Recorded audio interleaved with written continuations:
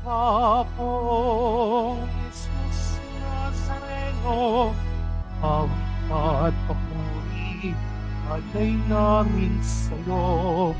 Dinggin ang dalangin at pagsamo ng bayan mo. Viva pong Jesus Nazareno.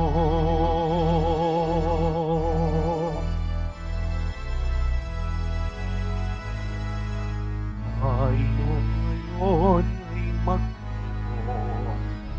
sipahin ang poon. Mag-iwang tayo sa ating debosyon, purihin ang Panginoon. Viva po Jesus Nazareno, awit at papuri, alay namin sa'yo. Dinggin ang dalangin at pagsamo ng bayan mo. Viva po Jesus Nazareno.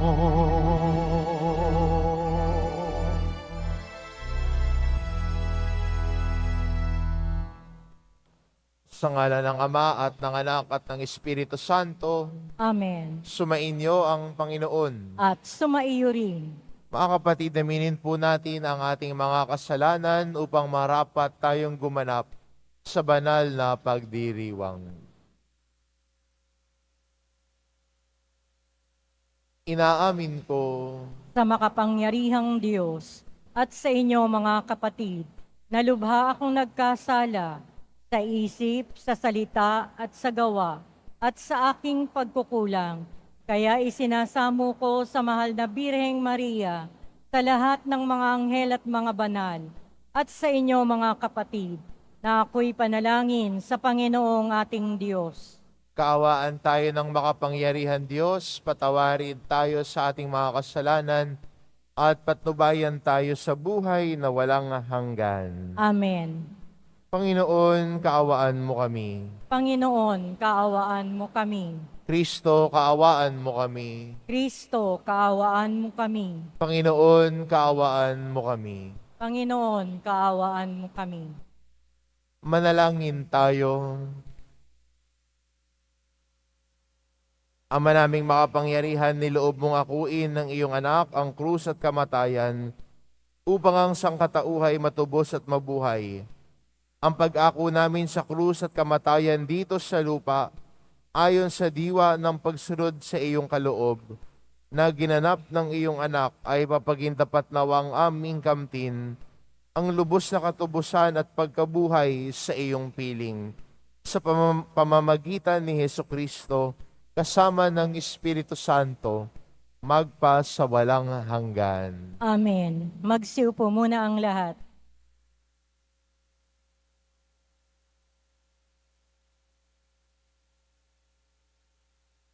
Pagbasa mula sa unang aklat ng mga hari.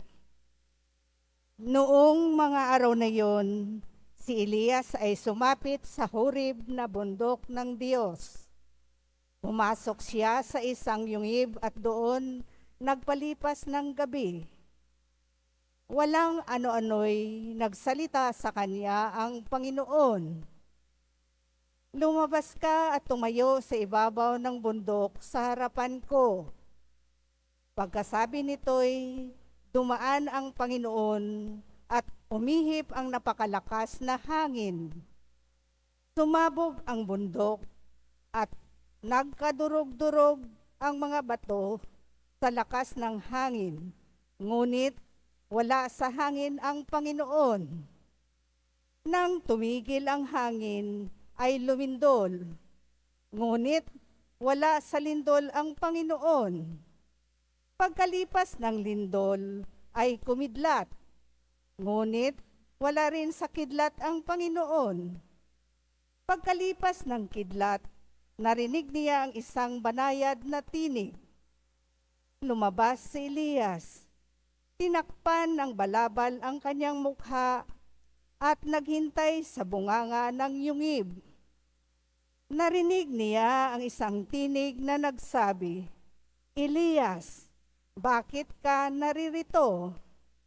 Sumagot siya, "Dahil po sa aking malaking pagmamalasakit para sa inyo, Panginoon, Diyos ng mga hukbo. Tinalikdan ng bayang Israel ang inyong tipan. Winasak ang inyong mga dambana. Pinagpapatay ang inyong mga propeta. Ako na lamang ang natitira, at hinahanap nila ako upang patayin." Sinabi sa kanya ng Panginoon, "Bumalik ka sa iyong dinaanan, sa ilang na patungong Damasco. Pagdating mo ng lungsod, pahiran mo ng langis si Jazael bilang hari ng Syria, at si Jehu na anak ni Namsi bilang hari ng Israel.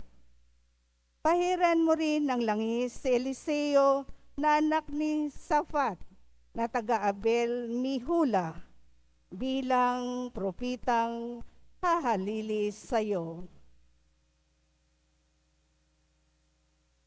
Ang salita ng Diyos. Salamat sa Diyos.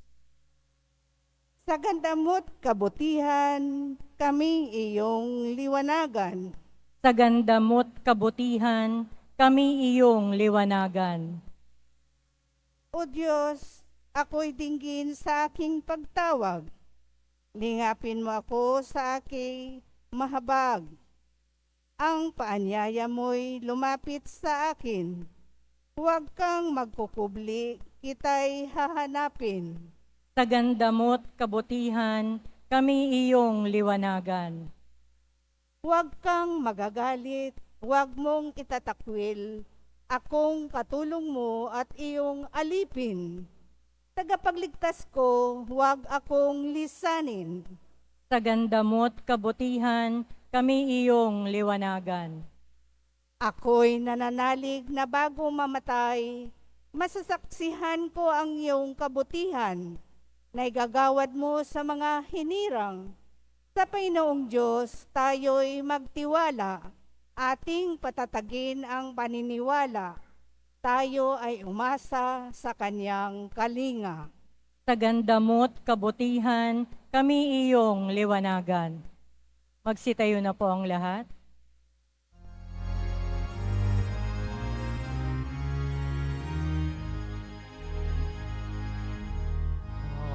Hallelujah, Hallelujah, Hallelujah,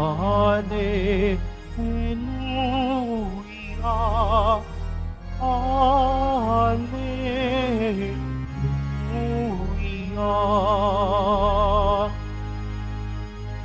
Sa daigdig ay laganap, liwanag na sumisikat, salitang buhay ng lahat. Hallelujah, Hallelujah,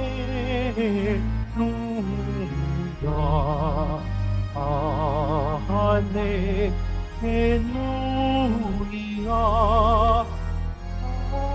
Hallelujah.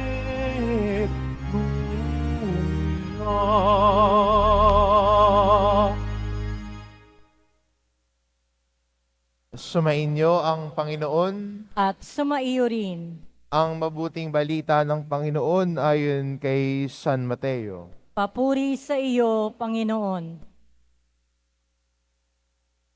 Nung panong iyon, sinabi ni Jesus sa kanyang mga alagad, "Narinig ninyo na noong unay iniutos sa mga tao, huwag kang makikiapid, ngunit ngayoy sinasabi ko sa inyo, ang sinumang tumingin ng may mahalay na pagnanasa sa isang babae, sa isip niya ay nakikiapid na siya sa babaeng iyon.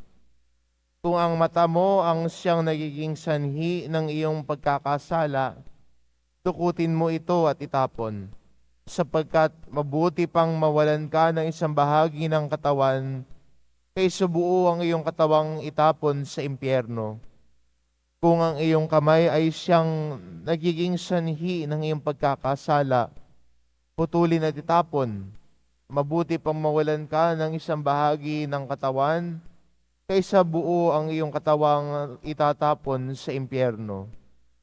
Sinabi rin naman, kapag pinahiwalay ng lalaki ang kanyang asawa, ito'y dapat niyang bigyan ng kasulatan ng paghihiwalay. Ngunit ngayon sinasabi ko sa inyo, kapag pinahiwalay ng isang lalaki ang kanyang asawa, nang hindi naman ito nangalunya, at ito'y nag-asawang muli, ang lalaking ito'y nagkasala, itinulak niya ang kanyang asawa sa pangangalunya, at sino mang mag-asawa ng babaeng hiniwalayan ay nangangalunya. Ang mabuting balita ng Panginoon. Pinupuri ka namin, Panginoong Hesukristo. Magsiupo muna tayong lahat. Kung babalikan po natin ang ebanghelyo mula ho kahapon, sinabi ho ni Jesus, ang kanyang sinabi sa ebanghelyo, sinabi daw na huwag kang papatay, pero ang magtanim ng puot sa kanyang kapwa ay parang pinatay na niya ang taong yun sa kanyang puso. Muli naman, si Jesus ay mas binibigyang lalim ang mga aral at utos. Ngayon, si Jesus hindi lamang pinag-uusapan yung gawa, pero mas mahalaga kay Jesus ngayon yung laman ng puso ng bawat tao. At magandang tanong din sa atin bilang mga Kristiyano at deboto ni Jesus Nazareno, ang laman ng ating puso. Pwede ngang hindi ka nga nagpapakita ng galit o inis, pero baka pag sinilip ni Jesus Nazareno ang puso mo, ang makita niya ay punong-puno ng galit, punong-puno ng sama ng loob. Baka nga para sa isang tao, kala mo ang bait-bait, pero baka pag tinignan ni Jesus Nazareno ang laman ng puso natin, puro kalaswaan pala yung laman. Mahalaga kay Jesus ang laman ng puso. Mahalaga kay Jesus anong tinitibok ng puso. Kaya muli tayong inaanyayahan ni Jesus na para magkaroon ng pagbabago ng puso, sana ang ipalit natin sa galit at kalaswaan ng puso ay ang salita ng Diyos. Sa mga panahon nagiging matigas ang ulo natin, mas sarili natin ang gusto nating intindihin, mas gusto natin ng Diyos ang sumunod sa atin. Pag hindi binigay ng Diyos ang gusto natin, nagagalit tayo sa Kanya. Pero sa ating paglago, sa ating pananampalataya at debosyon, hayaan natin na hubugin ni Jesus Nazareno ang puso natin. Magagawa ito kung tayo ay bukas sa pakikinig sa Kanya, bukas na turuan niya. Mahirap nga naman turuan ang taong ayaw magpaturo, hindi ba? Pero para sana sa atin bilang mga deboto ni Jesus Nazareno, bukas tayo para turuan ni Jesus. Turuan magmahal, turuan magpatawad, turuan na tignan ang kapwa na may paggalang, turuan na tignan ang buhay mag-asawa na mayroong katapatan sa bawat isa. Pero alam din naman natin, not all marriages are perfect eh. There will never be a perfect marriage. Nasobrahan ka lang sa kakanood ng Disney, no? That you think life is all perfect and okay. May kanya-kanyang struggles ang buhay mag-asawa. May kanya-kanyang struggles din ho ang ating pagsunod kay Kristo. Hindi naman madaling sumunod kay Kristo.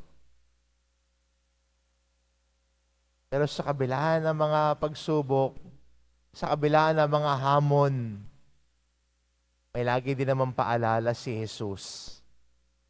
Kasama mo ako. Kaya nga, sa ating unang pagbasa, si Elias ho ay nagtatago. Nagtago sa bundok ng Horeb dahil may nagbabanta sa kanyang buhay. Pero sino ang nag-console sa kanya? Sino nagsabi sa kanya, lumabas ka na diyan? Ba't ka ba nagtatago diyan? Ang Diyos mismo ang nagbigay sa kanya ng kaginhawaan sa kabila ng kanyang problema. Ang Diyos mismo ang siyang pumunta kay Elias para i-comfort si Elias sa kabila ng pinagdadaanan niya, sa kabila ng kanyang pagtatago dahil sa kanyang buhay. Ang Diyos ay nagbigay ulit sa kanya ng lakas ng loob na lumabas sa kuwebang kanyang tinataguan at muling maglakbay. Ito din po ang imbitasyon sa atin. Imbitasyon sa atin ni Jesus Nazareno sa Biyernes na ito. Lumabas ka na sa kuweba ng galit at puot na yan. Lumabas ka na sa kuweba ng hindi pagiging matuwid, hindi pagiging tapat. Lumabas ka na diyan at hayaan mong hilumin ka ni Jesus. Lumabas ka na diyan sa kuweba ng hindi pagkakaunawaan. Hayaan mo na hilumin ka ni Jesus. At kaya siguro magandang imbitasyon sa atin ito ngayon bilang Kristiyano. Oo, sa buhay natin may kanya-kanyang pagsubok. Hindi rin naman bulag at bingi ang simbahan. At naintindihan natin ang mga pagsubok ng buhay may asawa. Pero higit sa lahat ho, sa mga mag-asawa ho naririto, may panahon na ang tingin mo sa asawa mo ay sa pinakamagandang babae. May panahon din naman ang tingin ninyo sa bawat isa ay naiinis na rin kayo. Huminga lang kayong malalim at relax. Gaganda uli yan. Minsan naunahan lang tayo ng init ng ulo. Minsan naunahan lang tayo ng emosyon. Just relax. Pero at the end of the day, pag titignan mo ulit yan, isa lang masasabi mo, pinakasalan mo yan eh. Pinili mo siya. At kahit ano pa ang kahinaan niya, mahal mo pa rin siya. Hindi ba? At sa kabila ng lahat, sa ating paglalakbay din bilang Kristiyano, lagi nating kasama si Jesus Nazareno. Amen. Magsitayo na po ang lahat.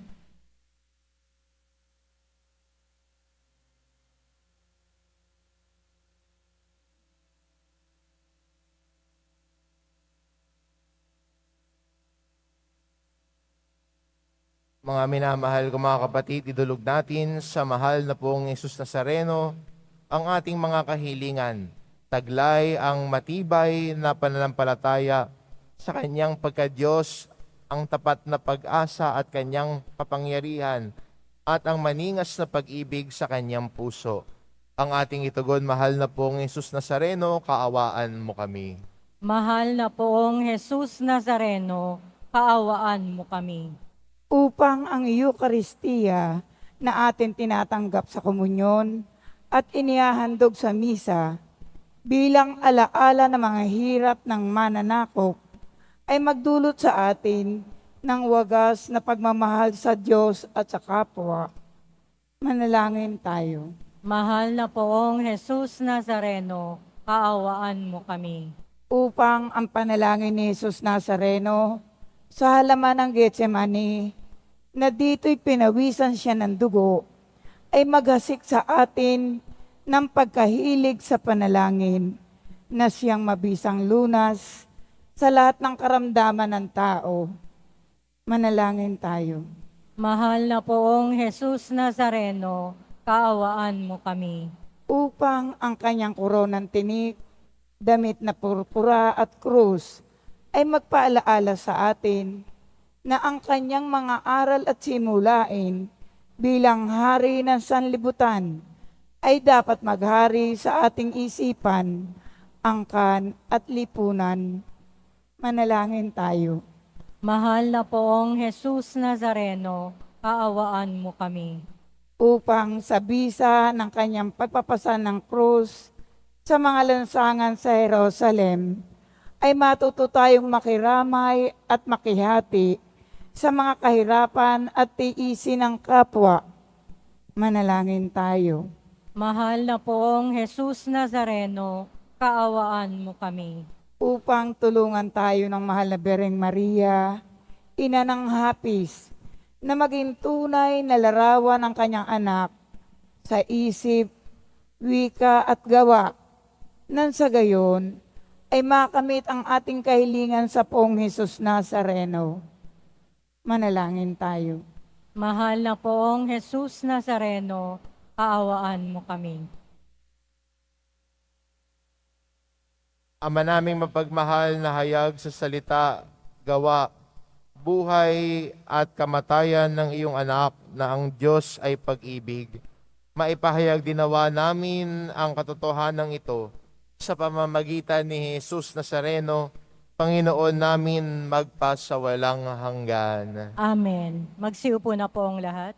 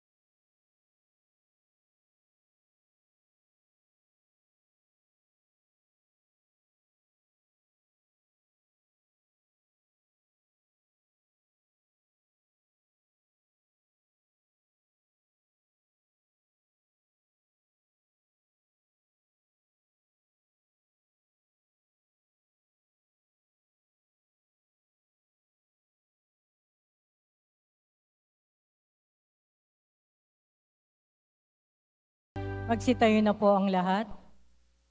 Manalangin kayo mga kapatid, upang ang paghahain natin ay kalugdan ng Diyos amang makapangyarihan. Tanggapin nawa ng Panginoon itong paghahain sa iyong mga kamay, sa kapurihan niya at karangalan, sa ating kapakinabangan at sa buong sambayanan niyang banal. Ama naming lumikha, sa ikapagpapatawad ng mga kasalanan, maganap nawa ang paghahain ito. Nasa dambana ng krus ay siyang pumawi sa kasalanan ng buong mundo. Sa pamamagitan ni Jesucristo, kasama ng Espiritu Santo, magpa sa walang hanggan. Amen. Sumainyo ang Panginoon. At sumaiyo rin. Itaas sa Diyos ang inyong puso at diwa. Itinaas na namin sa Panginoon. Pasalamatan natin ang Panginoong ating Diyos. Marapat na siya ay pasalamatan. Ama naming makapangyarihan, tunay ngang marapat na ikaw ay aming pasalamatan. Iyong ipinasyang sa kahoy na krus ang sangkatauhay tubusin ni Jesus. Sa punong kahoy nagkapuwang ang kamatayan. Sa kahoy na krus itinanghal ang pagkabuhay. Sa punong kahoy na naigang sumuway sa iyo. Sa kahoy na krus siya'y nadaig ng masunuring anak mo. Kaya kaysa na mga anghel na nagsisiawit ng papuri sa iyo, nang walang humpay sa kalangitan, kami nagbubunyi sa iyong kadakilaan.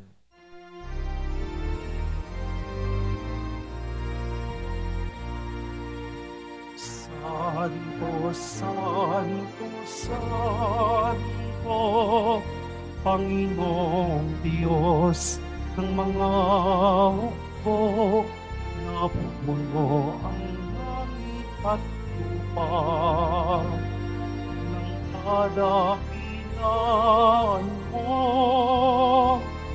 Hosana sa kalikasan, pinagpalang nakarito sa ngalan ng Panginoon. Hosana sa kaitaasan.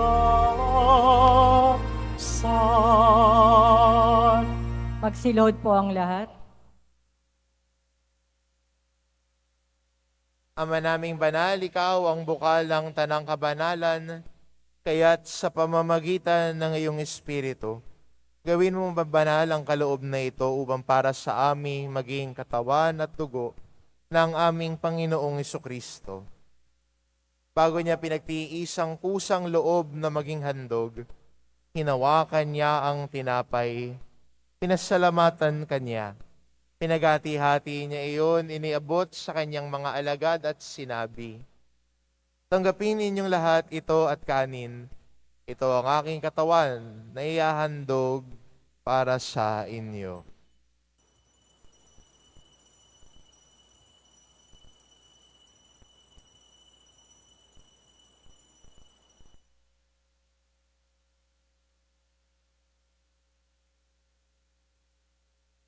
Gayun din naman na matapos ang hapunan, hinawakan niya ang kalis. Muli kanyang pinasalamatan. Iniabot niya ang kalis sa kanyang mga alagad at sinabi, "Tanggapin ninyong lahat ito at inumin, ito ang kalis ng aking dugo, ng bago at walang hanggang tipan. Ang aking dugo na ibubuhos para sa inyo at para sa lahat, sa ikapagpapatawad ng mga kasalanan. Gawin ninyo ito sa pag-alala sa akin."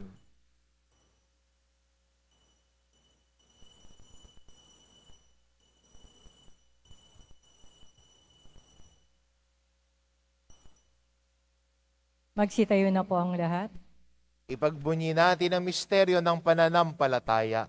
Si Kristo'y namatay, si Kristo'y nabuhay, si Kristo'y babalik sa wakas ng panahon. Ama, ginagawa namin ngayon ang pag-alala sa pagkamatay at muling pagkabuhay ng iyong anak. Kaya't inaalay namin sa iyo ang tinapay na nagbibigay buhay at ang kalis na nagkakaloob ng kaligtasan. Kaming nagpapasalamat dahil kami iyong minarapat na tumayo sa harap mo para maglingkod sa iyo. Isinasamo namin kaming magsasalo-salo sa katawan at dugo ni Kristo ay mabuklod sa pagkakaisa sa pamamagitan ng Espiritu Santo. Ama, lingapin mo ang iyong simbahang laganap sa buong daigdig. Puspusin mo kami sa pag-ibig, kaisa ni Francisco na aming Papa, at ni Jose na aming Obispo at ng Tanang Kaparian. Alalahanin mo rin ang mga kapatid naming nahimlay, na may pag-asang sila'y muling mabubuhay, gayon din ang lahat ng mga pumanaw. Kaawaan mo sila at patuloyin sa iyong kaliwanagan. Kaawaan mo at pagindapatin kaming lahat na makasalo sa iyong buhay na walang wakas.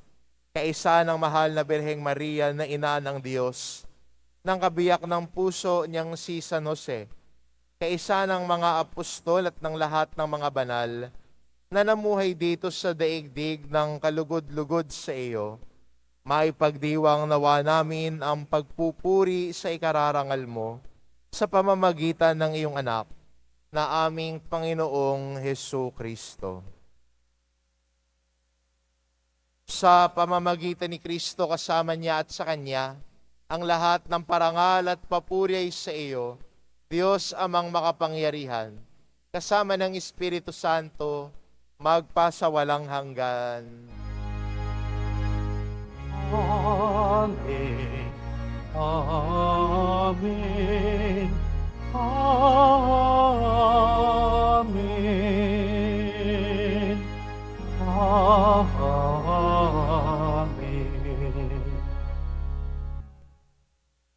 Sa tagubilin ng mga nakagagaling na utos at turo ni Jesus na Panginoon natin at Diyos, ipahayag po natin ng lakas loob.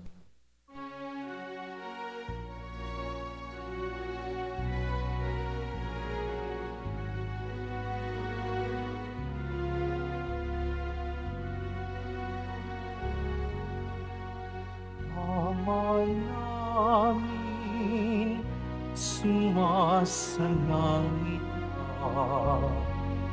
Sambahin ang ngalan mo, mapasa amin ang kaharian mo, sundin ang loob mo. Dito sa lupa para ng salamin.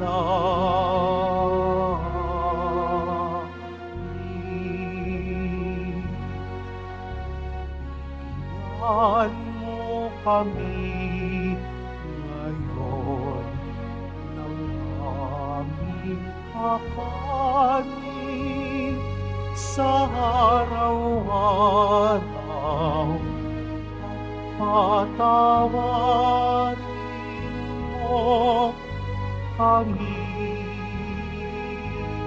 sa aming mga sala, para lang pagpapatawad namin sa nagkakasala sa amin. At wag mo kami ipahintulot sa tukso, at iadya mo kami sa lahat ng masama. Hinihiling namin kami adya sa lahat ng masama, pagkalooban ng kapayapaan araw-araw, iligtas sa kasalanan at ilayo sa lahat ng kapahamakan. Samantalang aming pinananabikan ang dakilang araw ng pagpapahayag ng tagapagligtas naming si Hesu Kristo. Iyo ang kaharian at ang kapangyarihan at ang kapurihan magpakailanman. Amen. Panginoong Hesukristo, sinabi mo sa iyong mga apostol, kapayapaan ang iniiwan ko sa inyo. Ang aking kapayapaan ang ibinibigay ko sa inyo. Tunghayan mo ang aming pananampalataya at huwag ang aming pagkakasala. Pagkalooban mo kami ng kapayapaan at pagkakaisa, ayon sa iyong kalooban, kasama ng Espiritu Santo, magpasawalang hanggan. Amen. Ang kapayapaan ng Panginoon ay laging sumainyo. At sumaiyo rin. Magbigayan kayo ng kapayapaan sa isa't isa.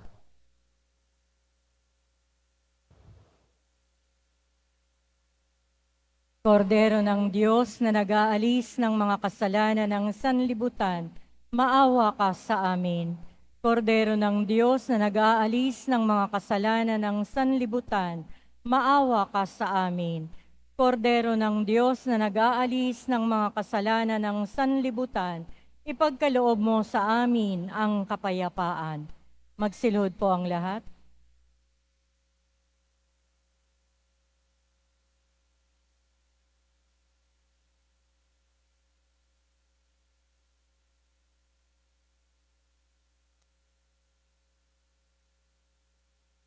Ito ang kordero ng Diyos, ito nag-aalis ng kasalanan ng sanlibutan. Mapalad ang mga inaanyayahan sa kanyang piging. Panginoon, hindi ako karapat-dapat na magpatuloy sa iyo, ngunit sa isang salita mo lamang ay gagaling na ako.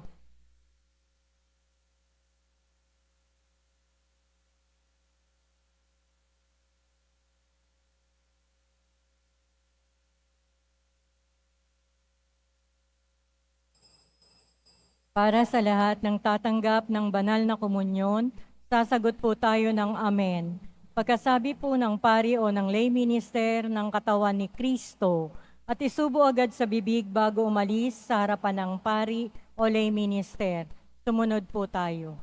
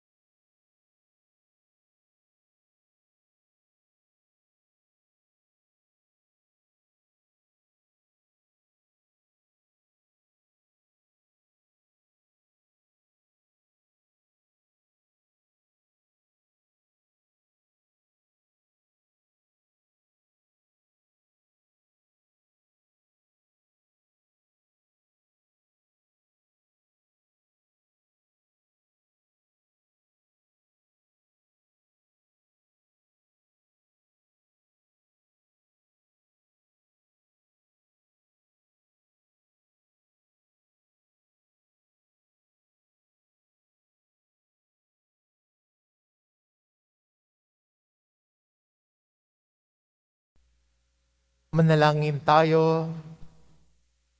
Panginoong Hesukristo, kami nagsalo-salo sa banal na pakikinabang ay nakikiusap sa iyo na ang mga nasagip ng kahoy na krus ay nagbibigay buhay ay iyong ihatid sa pagkabuhay sa kaluwalhatian, sapagkat ikaw ang Panginoon magpasawalang hanggan. Amen.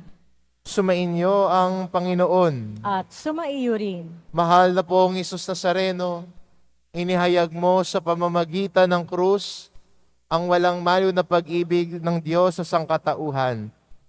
Pakinggan mo ang kahilingan ng iyong angka na nagsusumamo sa iyo. Makamtanawa nila ang iyong katugunan at tanggapin ang kasagutan ng may utang na loob na tinatanaw. Basbasan din po ninyo ang mga may daladala nilang imahen at dasalan. Sa pamamagitan ng bendisyon na ito, naway maalala nila ang mga pangako nila noon sa binyag, na ikaw ang kanilang iibigin at paglilingkuran. Bilang Panginoon, magpasawalang hanggan. Amen. At pagpalain kayo ng ating mapagmahal na Diyos, ang Ama at ang Anak at ang Espiritu Santo. Amen. Humayo kayo, taglay ang kapayapaan ng poong Hesus Nazareno. Salamat sa Diyos.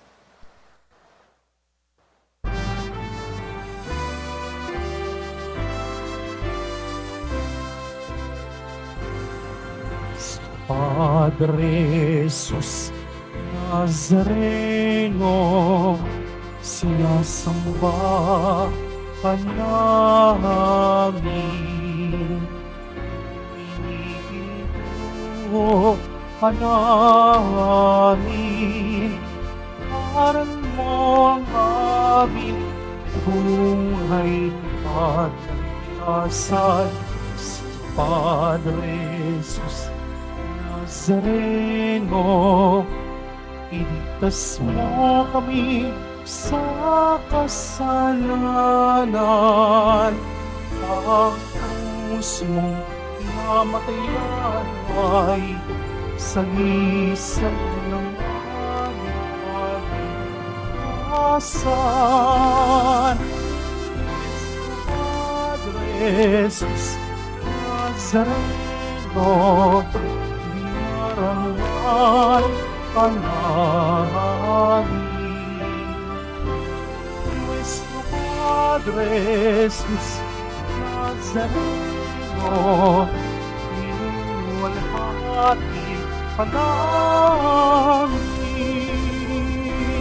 Nuestro Padre Jesus Nazareno, Marangal ka namin.